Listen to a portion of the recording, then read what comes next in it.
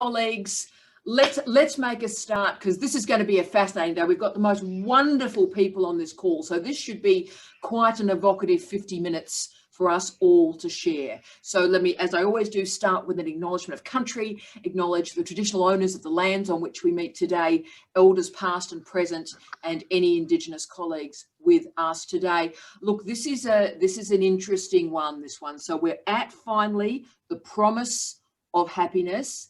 We're at Duke University Press, and we're at 2010. So we're starting to move into the modern component of Sara Ahmed's career.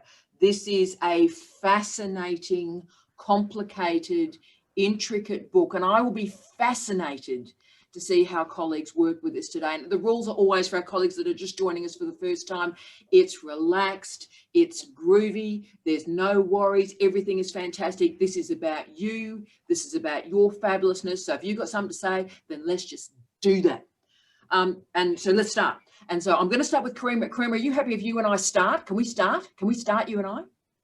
Oh, how exciting. Okay. Okay. And by the way, the hair is looking fantastic. I'm noting it each week, by the way. Only God knows why I drew attention to my hair last week, honestly. I don't know what the hell I was thinking. I was just talking about streamlining your life and the whole happy housewife.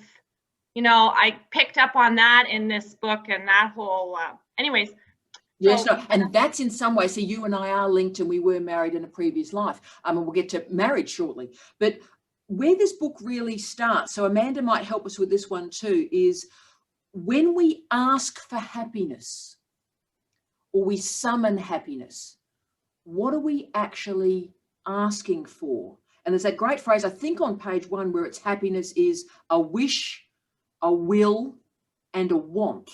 So let's just start, you and I as a family, mate, think about definitions. So when you summon happiness as an aspiration, what are we doing there, mate? Okay, well, I found her sort of discussion at the very end about the difference between, or maybe not the difference, but talking about the two terms, happiness and joy. So I felt like her whole book, which I did not do a close reading of, I did a quick reading of, so a lot of it may have been lost on me, so I do apologize. Now that I know it's on YouTube, I have to say in advance, like, you know, I said some funny things in the other weeks that I have to put a little note beside now. Anyways, joy versus happiness. So happiness is like a state. I find she describes it as, like, in her whole book, as a state of being. And then at the end, she talks about joy as sort of the moments that we experience, what I understand as the feeling of happiness. Yes. So once again, I keep reading her stuff and looking for it to do something different than what it's doing. So she's talking about happiness, but not in the way that my brain is used to thinking about talking about happiness. So your question is a good one. What is she really, what are we doing? Are we making a wish? Are we, you know, and the other thing is she went through so many different definitions of happiness and trajectories of happiness, and happiness as lack and happiness as future. And so I don't know how to, yeah. It was very complicated, lots of really, really cool, you know, thoughts that came out from her take on how to write a book about happiness. Look, yes. And where I got stuck, and that's why we're going to go to Amanda, but because, hey, that's a great place for us to start, because I'm exactly the same. Where I was sitting with this book is happiness is a proxy. Okay, cool, proxy, cool, proxy. Then you try and unravel, or scaffold is probably a better verb, what's it a proxy for? And I think we end up in a very interesting narrative or story there, Karima. So look, you keep going there, because I might return to you, but Amanda, can you help me with this? So when we are summoning happiness as a life goal, what are we doing, my darling? I always take her interpretation of happiness, particularly in this book, as an expectation of affect. So it's an expected result, an expected emotive response that's going to happen in some kind of future tense. Yes. It's never achievable in the present because of an embedded social and moral. She gets into the moral economy, that expectation of what happiness is and what it looks like.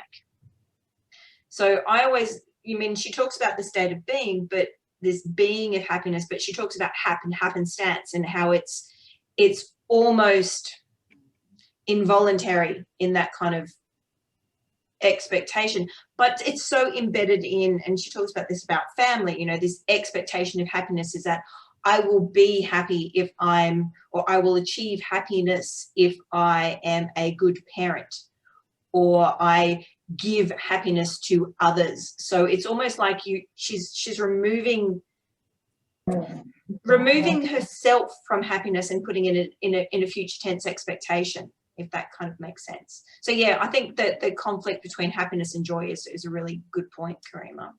Yeah, look, I do too. And look, Amanda, I'm going to again come back to you in a second. I loved how you've talked about the moral economy there. My narrative that I'm going to be thinking through, and again, Thomas, I'll get you to help me with this one too, but I'm interested in the political economy of happiness.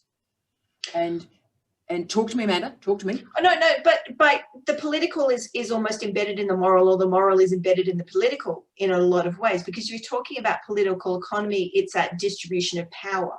Yeah. And expectations of morals, social mores are embedded in the political economy in so many ways. Yes.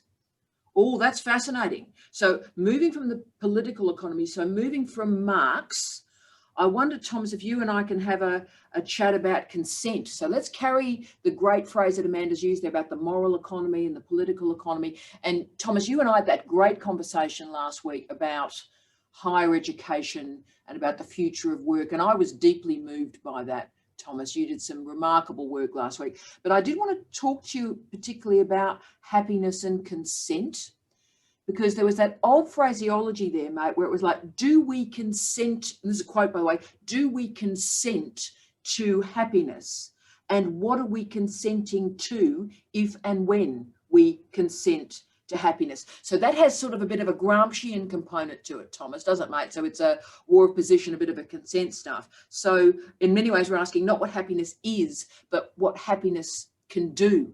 So can we, as humans, do you think, Thomas, withdraw from the happiness political economy? Can we deny it, displace it, marginalise it? Can we say we are post-happiness, mate?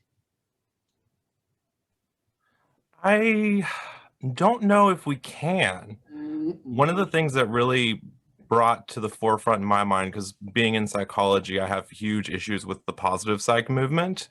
And so I drew in kind of the idea of like how, if we're talking about like the political economy, or if we can consent to engaging in this, I wonder, like, I think about positive psych and self-help psych, and I'm like, this is just like commodifying and like selling this idea that even people without power can achieve power through their own personal, like, individualized interactions. And so it kind of like brought a very like Thatcherite, Reaganite, like neoliberal idea to the self-help movement, in that we're like selling you like this, isolated individual idea of happiness, while we strip away all of the joy through community, through involvement, through stuff like that. So I felt like it was very like happiness became like this very isolated tool of power for me, and kind of how it spreads through all sorts of disciplines.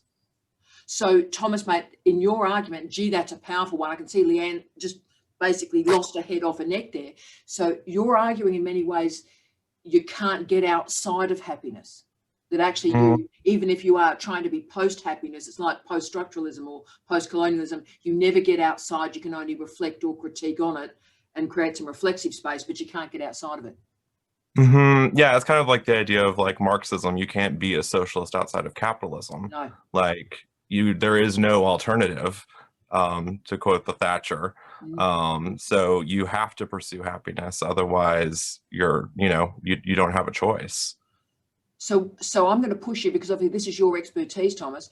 What does that do to us as citizens? So if we can't get outside of happiness, we can't get enough reflective space on it to see happiness as a project and negotiate our way through it.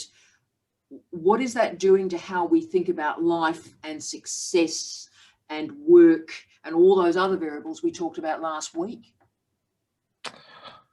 I mean, I think it's the neoliberal utopia. Like, we're constantly marching towards this very individualized, solitary life. Like, we're moving towards, like, like, we're no longer, like, we should have shifted from community to the family unit to now the algorithms target us individually. And there's like this very like Bernays feel to it with this book that's kind of like we're taking the Oedipal and like we're selling you like you just need this thing to be happy. You just need this thing to be complete. And so if we can continuously pump you through with commodities, that'll satiate you and like give you the illusion that you're fulfilled, but really you're just happy. Ooh, yeah. And look, Thomas, I'll quickly go, because I'll get your comment, then I'll go to Leanne on that, because where I believe the book was undercooked, and I think this, again, this is my fourth read of it, is I wanted desperately the commodification of happiness. I wanted to see that. And that great William Davis book, what was that? The Happiness Industry, was it, Leanne? William Davis, one of the greatest books I think ever written, to be honest with you. And that whole book was about how happiness is commodified. And for me, the commodification of happiness in this was a bit undercooked, Thomas. What's your vibe on it, mate? I think it was undercooked. I think it laid a lot of really good groundwork to have that conversation. So I don't know if I would like say it's a drawback from the book, but it did like definitely act as a springboard for me to go, oh, Bernays, oh, self-help books, oh, the positive side. We just have to look at what makes people efficient and happy. And like efficient and happy are always kind of intertwined in a lot of ways. And so that definitely like provided the mental space for me to like bring these different pieces together. So I think the framework is excellent, but she definitely could have, I don't know if she needed to spell out commodified happiness for us. Yeah, and I suppose that's my particular, because I suppose I'm wanting to understand class and happiness. I'm wanting to understand work and happiness, and the post-industrial nightmare that we're living in, and how what is left, what filaments of happiness are left for us. What's what actually is happiness now, and is it not necessarily defined by space now, but time?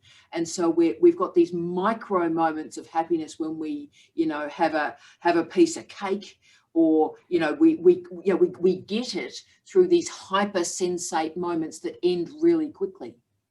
We just have to self-care our way to death. We just have to self-care our way to death. Oh, I love you. I love you. So that's a great time to introduce Dr. Leanne McRae. Leanne, help me with this one. You and I have just got to hang on here because there's lots of conversations we can have. Let's just start with where are you on what actually is it? Is it a proxy, class, happiness? What's your vibe, darling? Oh, gosh.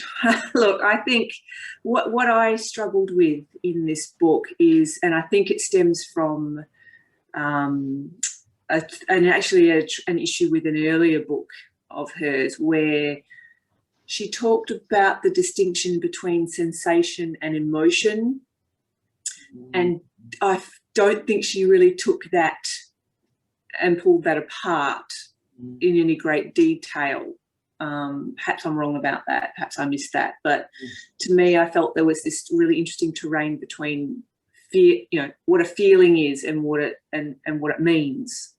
And I feel there's a real, that's a gap in what she's doing here, that distinction between the state of being happy versus the feeling of being happy.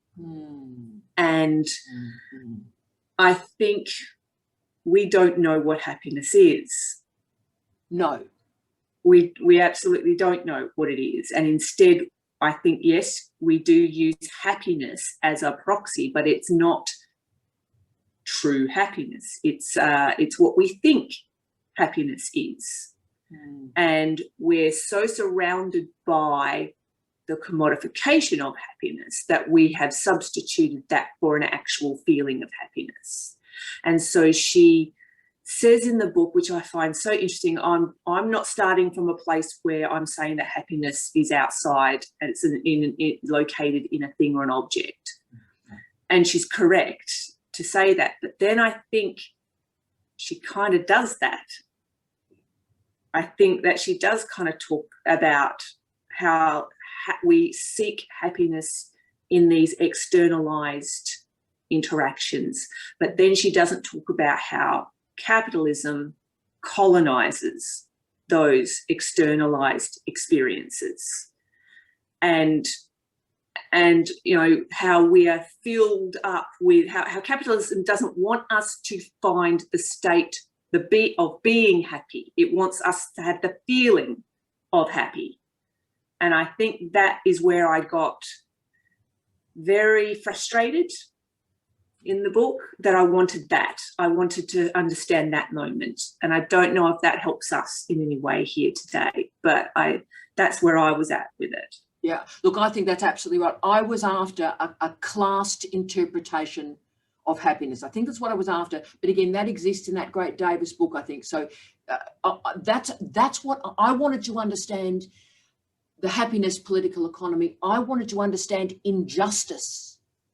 Yes, and I think that's actually really powerful, because I was thinking about this last night in terms of, we were talking a few weeks ago about the failure of the left and this in identity politics. And I think this is about empathy, and not in the way that perhaps people think, because I think what's happened is we expect that we can only understand injustice if we not just empathize, but we have to take on the emotional suffering of the other.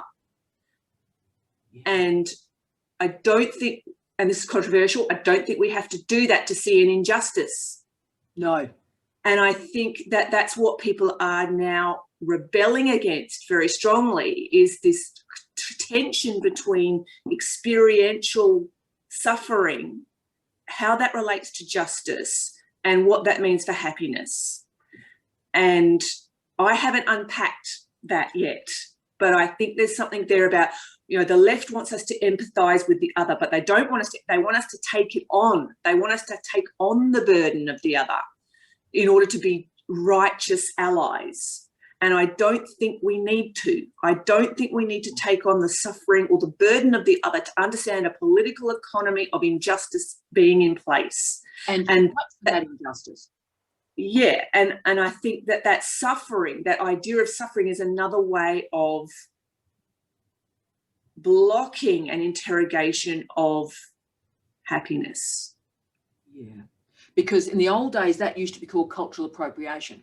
The idea that one must experience something to understand it is part of the anti-intellectual trope of our times. Now, again, a lot of people might disagree with me on that, but if we end up there, so we've got to experience all these different variables to be able to fight for the justice of people. That's quite concerning to, and I mean, it's nonsense, because the injustice confronted by a lesbian in Sydney is different from a lesbian in Tokyo. And if we pretend that experiential ideology about sexual identity and sexual behaviour is without context, then I think that's probably one of the most disturbing decisions we'd ever make, isn't it? Yes, I think so. And I think then you could even extend that even further to say that this is a controversial idea, that while you're suffering, that I can't experience happiness while you're suffering. And that's a really powerful moment, I think, and a controversial moment. Yeah, and look, and we need to go there, because this is, we need to be able to engage with social justice outside of identity politics. Yes. And that is going to take the brilliant people on this call 15 hard yakka research years to do that effort, to do that work. And it is research work. It's not living work. It's consciousness work, yes, but it's also research work. And of course, we'll now go, you've seen the comment straight from the Baxter. Baxter, I was going to go to you next about the happy housewife. I know this will come as a surprise to you, Beck. Beck, hi. Hi. So I better just explain for our international colleagues in the middle of the night, we have a Prime Minister called Scott Morrison. And in classic Australian parlance, we've retracted that to ScoMo. And ScoMo has some, what should we describe it as, some women challenges. And there's a very nasty workplace rape incident that's being investigated, alleged workplace rape incident being investigated at the moment. And ScoMo made the immortal phrase that he understands that a lot more now because he's got a daughter and his wife explained it to him. So it's one of those, Thomas. So we're in yes, to take a breath. Yeah, Thomas, I know we're living that reality. So that's the context of our particular political agenda. And Thomas, I know it'll come as a surprise to you. He's from a right-wing party. So Beck, from my investigation there for Thomas and our colleagues in the UK, what do you want to say about this stuff? Well, it was just like Leanne said, he doesn't need to feel that just because he has daughters, he can empathise with the worker. He should be empathising with her as a person who as a human being. As a human. So that's exactly what Leanne was saying. What else? What do I want to say? Was there a question? Was there a question? Yeah, there is a question now. I just wanted you to have your vibe moment. As always, you did your magnificent vibe moment, just so everyone could engage with the fabulousness of your hair, and now we can engage with the fabulousness of your intellect. So the vibe I had for you this week was very much about, because your research, your PhD's working with this, how happiness is used to justify oppression, right? So the use of the word the happy housewife, or indeed the happy slave. So if you think about the great women that you're studying for your thesis, Baxter, how, have they been, inverted commas, happy, or is their discontent what fueled their writing? What's been the role of happiness in their personal, professional writing lives, do you think? I think I would like to answer that in terms of the word Sara Ahmed uses is about the possibility, the gap between grasping terror as well as joy. And so that moment of possibility, perhaps for a 1950s housewife, has been narrowed down. So her possibilities of experiencing happiness has been whittled down because the possibilities are not there, so that the possibilities have been taken away. I also think there was something I wanted to, Sarah, I haven't got to your question properly yet, but I wanted to say about... Keep going, Beck. Keep going, girl. About when people get to the end of their lives, they always seem to look back with nostalgia and think, I was really happy then, but I didn't know it in the present. I was so busy doing things. I was so busy, buying, running around, being a happy housewife. And they get to the end of their lives and it's nostalgia and memory in retrospect that they think, I was happy, but I didn't know it at the time, because happiness in the present looking forward is always that elusive, out of reach. Yeah.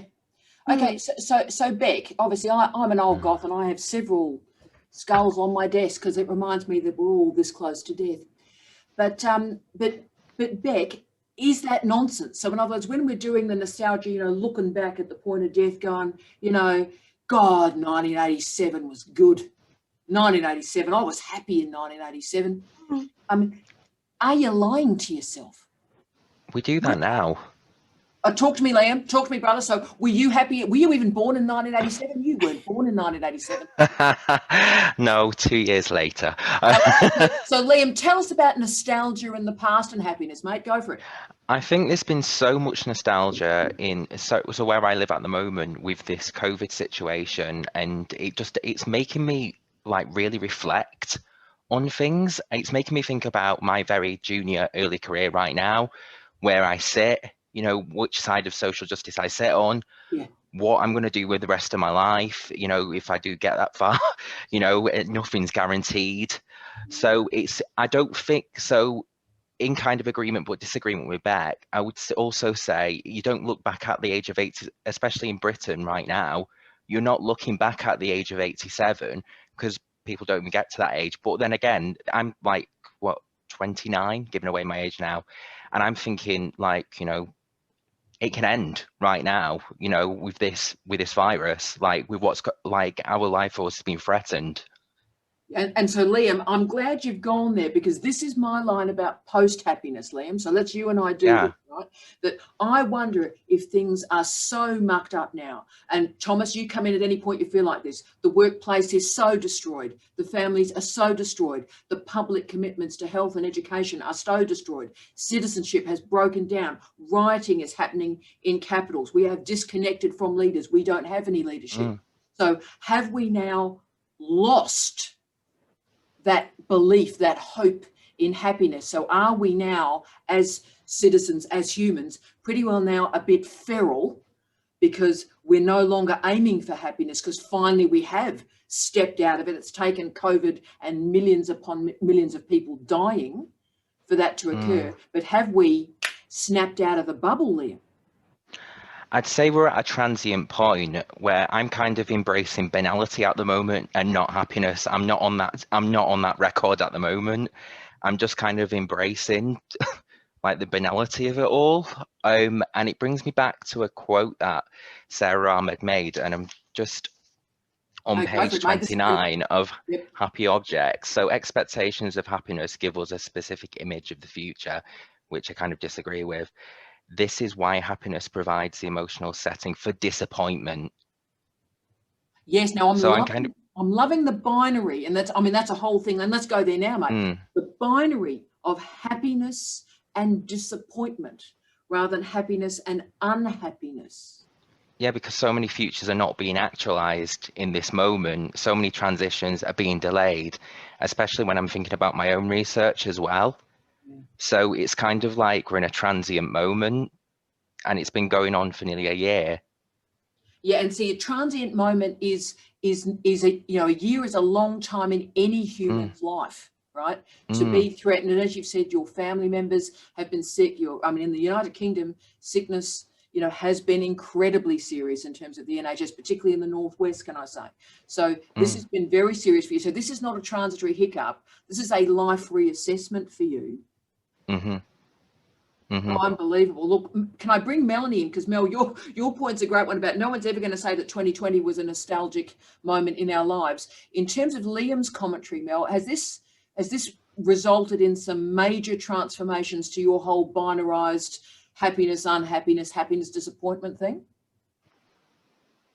That's interesting. I read this book in the context of before I did my PhD, so this has been a couple of years ago, I advised students at a very competitive, very privileged university, at a place where these students constructed a very definite vision of happiness for themselves that was wrapped up in achievement and status, and they were really quite miserable as they tried to achieve it. And so when I was working with these students, she said something in the intro. She said, the demand for happiness is increasingly articulated as a demand to return to social ideals, as if what explains the crisis of happiness is not the failure of these ideals, but our failure to follow them.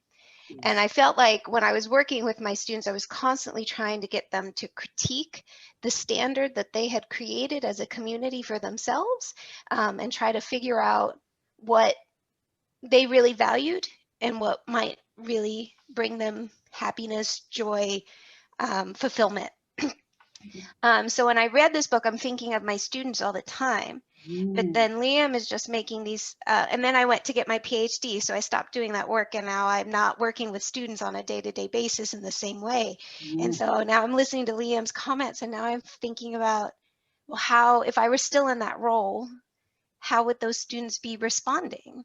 And it, would they have had this kind of same realization that he is having, that all of that stuff Oh, Doesn't matter. And look, Mel, it's incredible. And I'm looking at Thomas. Clearly, Thomas and I are sort of existentially linked, even though we're separated through this great distance. But Mel, I think our whole, and it's happened to me for a long time. It's probably happened to me because of my unstable working environment in the last 10, 15 years, right? Because I'm quite a senior academic, but I'm one day away from needing another job, right? So what that does to you as a human is a great deal, because then, happiness and all that sort of stuff doesn't even cut it. That's not even in the vista. Just survival is the goal. So I wonder, I run our PhD students, and my goal is to look after them.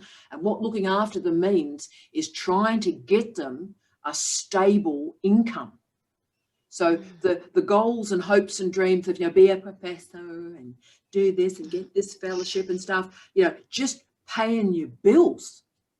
But then is that just because I'm an old goth, Mel, do you think? Or, is that where we're at now? Is that the state of late capitalism?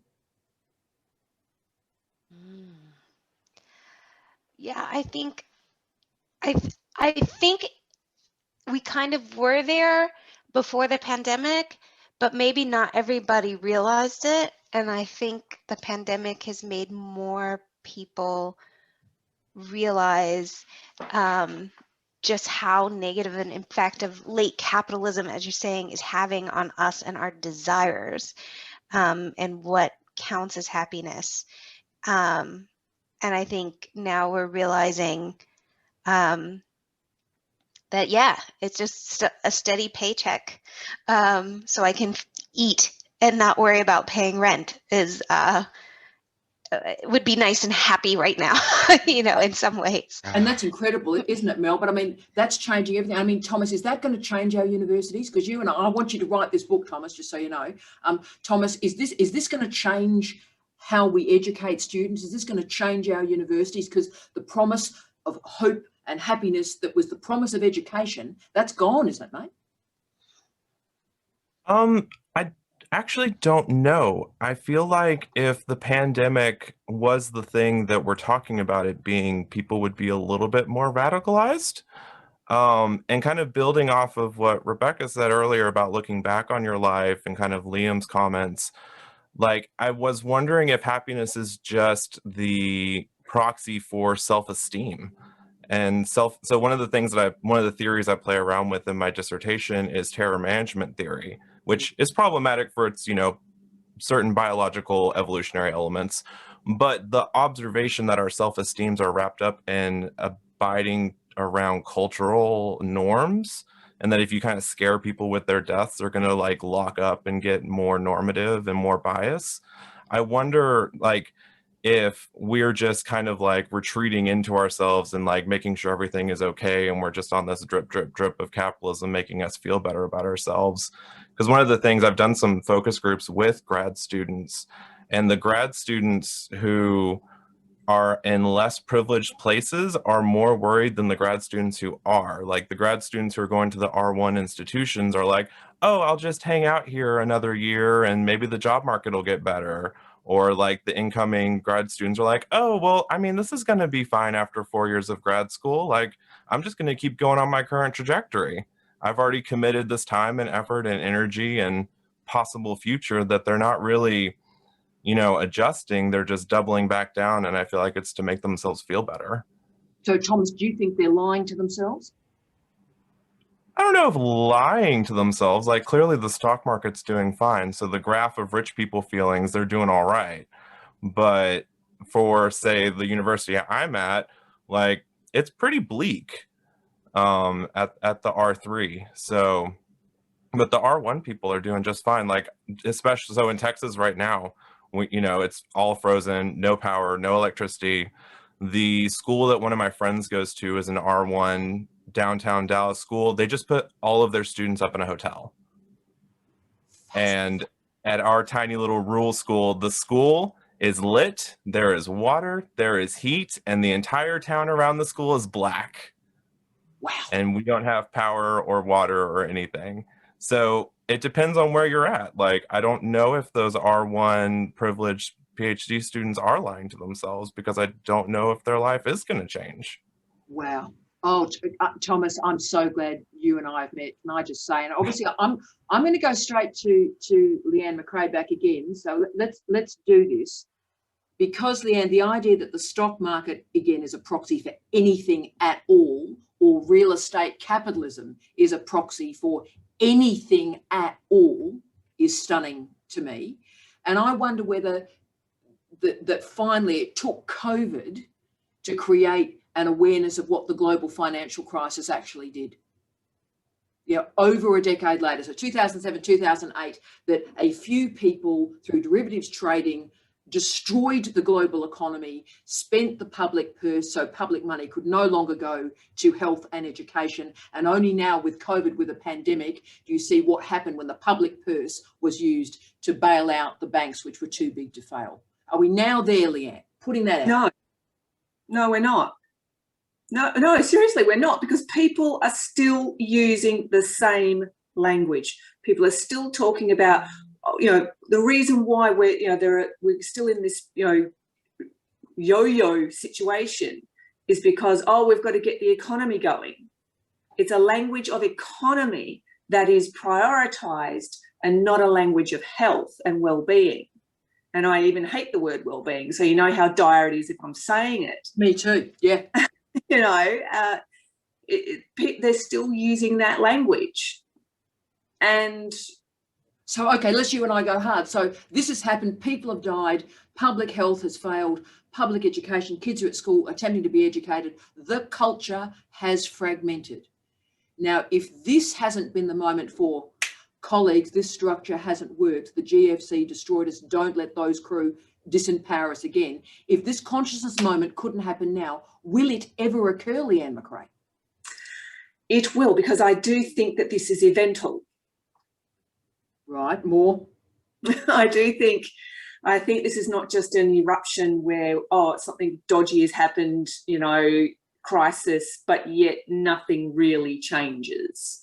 I think we are in the process of a radical change. I think the teething of that radical change is incredibly painful, and people are in the, in crisis, and some people in very, very real crisis. Other people in a crisis and pretending they're not, which is really interesting. I think we're now, as we move into phase 2 with the vaccine rollout, where there seems to be an attempt to get things back to the way they were, when people haven't realised it's not going back to the way it was, and that's not necessarily a bad thing.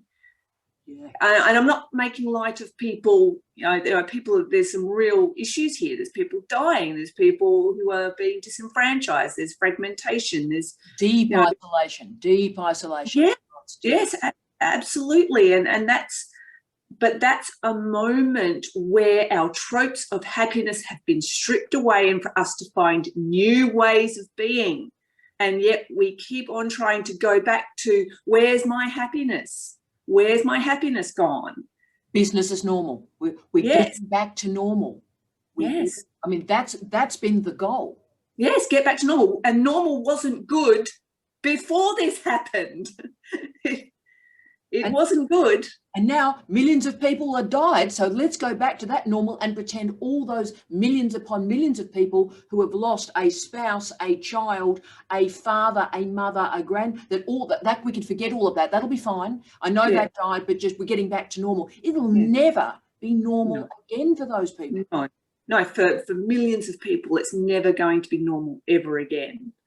And I think we need strategies to manage that. That's more than, and I know getting back to work is so important for so many people. It's yes, absolutely. But I think also that premise needs to be challenged. What does it mean to live in a post-scarcity society? What does that mean? How are we going to support people? I mean, we had this case recently here in WA, Western Australia, where we had a 5-day lockdown, because we've been really lucky here. We're not lucky. We've had full on, let's lock the borders and nobody's allowed in. So Liam, Western Australia is that big state on the west, mate, and basically we call it the People's Republic of Western Australia, right? They've stopped people coming in and out of that state basically for a year, mate, right? Yeah. And look, we live a relatively like cruisy life here. It's like we can go to the pub, it's cool, you know. But we just had a 5-day lockdown because of a quarantine security worker tested positive, you know.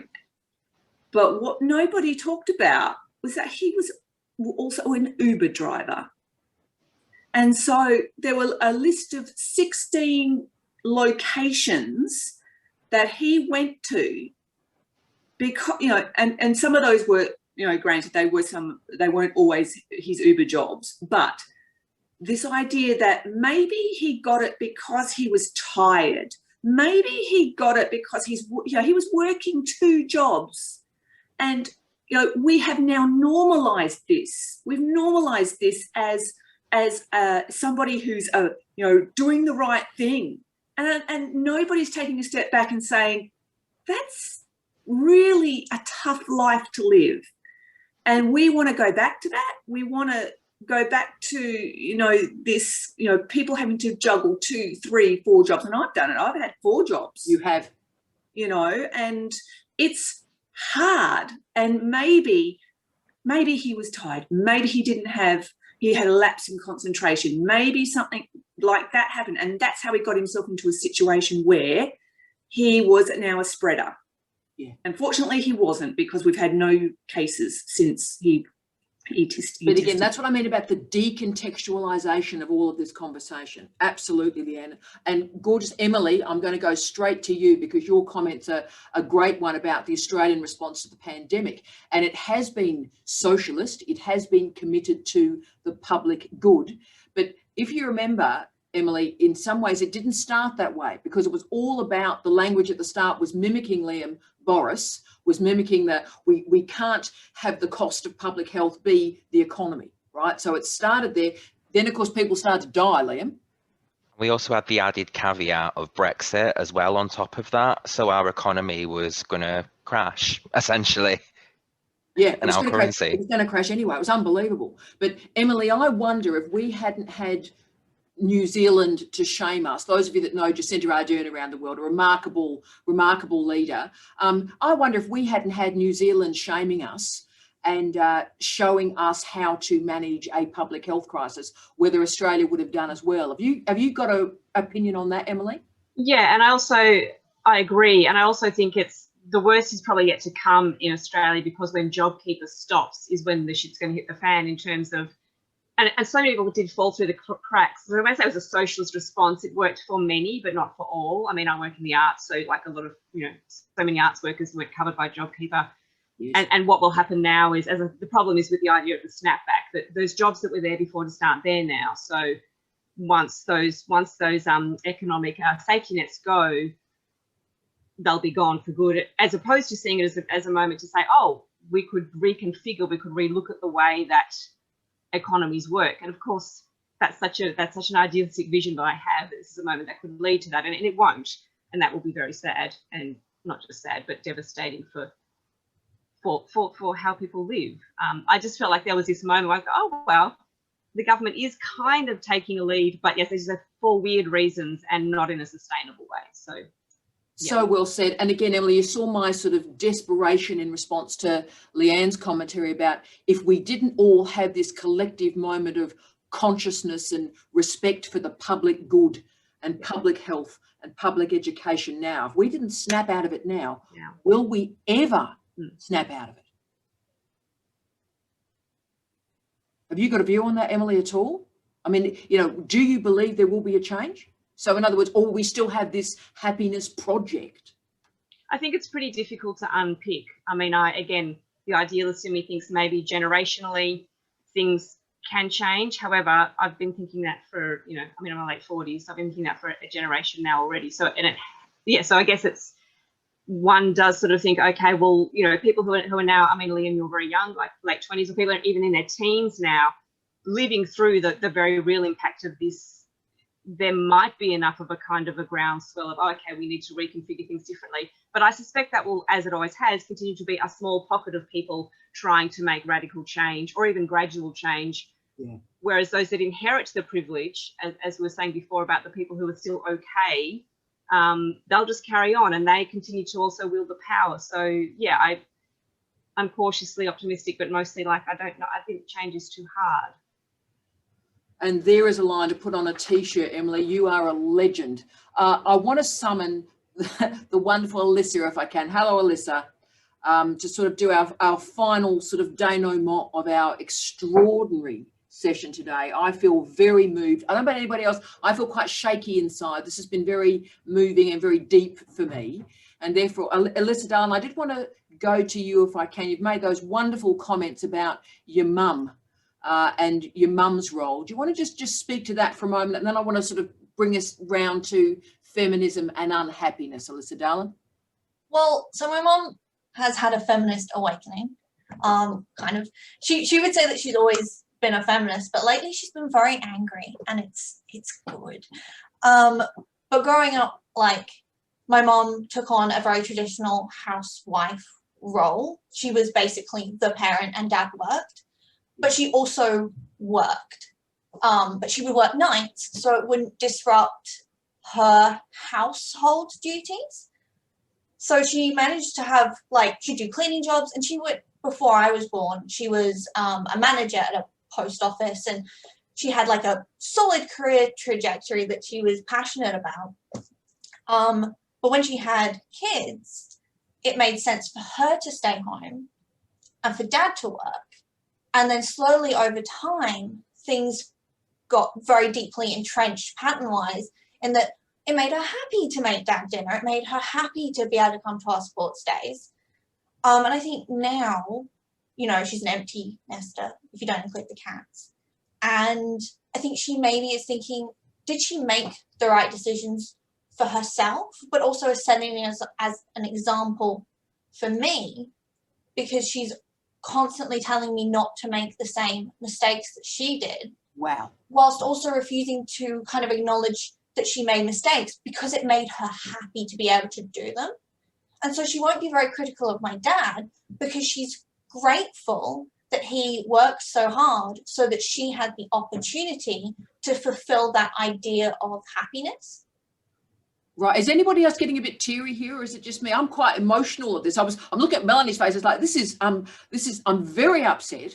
And you've captured this book really, because where I thought we'd finish, Alyssa, and you know, I'm very, very mussed up from what you've said there, and give my love to your mum because she's a legend. But in about the middle of the book, there was a quote from Sara Ahmed where she stated, there is a desire to believe that women become feminists because they are unhappy. Now, firstly, I'm a big believer in everybody can be a feminist, men can be a feminist, non-binary, identifying crew, that feminism as a politics has nothing to do with your genitals. But am I wrong? Am I wrong on that? So if you've got a particular configuration of a genital, then that renders you a particular form of a feminist, and it's triggered because you're unhappy. Tell me about unhappiness, happiness, and politics and feminism, mate. I don't know. For me, watching my mum and some of my friends who I've seen kind of take some of those steps, it has come from a moment of unhappiness. Yes. Or realization that something isn't fair, or witnessing something like that, which I think is kind of unhappiness in a way. I don't know how you can really be radical or like want to change things if you're really happy with how they are. But I also think that if you go too far into despair, you're not going to be able to do anything either, because then you give up. See, I'm desperately interested in despair. I am desperately interested in the politics of despair. That phrase fascinates me, right? So why did you use despair, and what are you meaning by that word? Well, I guess for me, despair is a kind of hopelessness. It's where you just can't. Like, you can't think of a way out of it. Everything's too hard. And for me, it's that kind of sad where you need someone to help you. So you can't do for yourself. So it goes beyond just being sad. Yeah. So unhappiness creates feminism. Despair creates what? Immobility. Yeah, I think immobility is, and you kind of have to blinker yourself because everything becomes too overwhelming. And I think that is one of the things that we've kind of seen through the pandemic with doom scrolling and that constant feed of just bad shit going on, is that sometimes it gets too much and you stop being able to really see what's going on because it's just too much. Now, Alyssa, let's now carry this home and bring this one home. So therefore, with the doom scrolling, is the bounce back, are you bouncing back to happiness, even if it is a litre of Chardonnay or a bucket of ice cream? So in other words, from that despair and doom scrolling, is there still this manic, irrational, confused, really pretty ignorant bounce to try and get that micro happiness where we started? I think that I've seen a lot of self-care guides pop up, and it's all like, take a break from doom scrolling and like paint your nails or have a shower. It's the personal hygiene reminders that concern me the most, mate. There's a lot of those. Or, you know, reach out to a friend. And there has been a lot of things where I've seen people like, yeah, just have a glass of wine at the end of the day. Or they indulge in trashy TV because it's escapism. So I think what I've seen is people desperately clinging to these little bits of happiness. Or like, you know, they'll stop doom scrolling and they'll just start watching happy puppy videos. And it's kind of like a way to close your eyes to all the bad stuff and kind of, I guess, reorientate yourself into this happy rainbow world of wine and dogs. And firstly, we really need to sort of finish there. I saw Thomas was about to go on the wine and dogs. So can I say that is, I'm going to put that on T-shirts. I've got so many T-shirt slogans from the last 50 minutes. Thomas, I saw you just ready to go on the wine and dogs. So have you got any commentary about excessive drinking? I was going to build off of the doom scrolling because I'm not entirely convinced that doom scrolling isn't searching for happiness. Come on. And that we doom scroll on social media because it's the only community that we have, and it's currently being hyper commodified, like this very voice video chat right now. Somebody's making big bucks off of us talking about this. Are they? Well, it's on Zoom.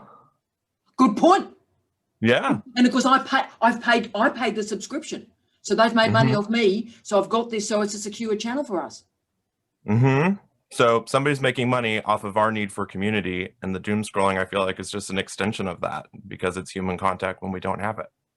And so, Thomas, you have finished us where you started us, that there is no outside of this conversation, and even despair is not taking us outside of this commodified happiness.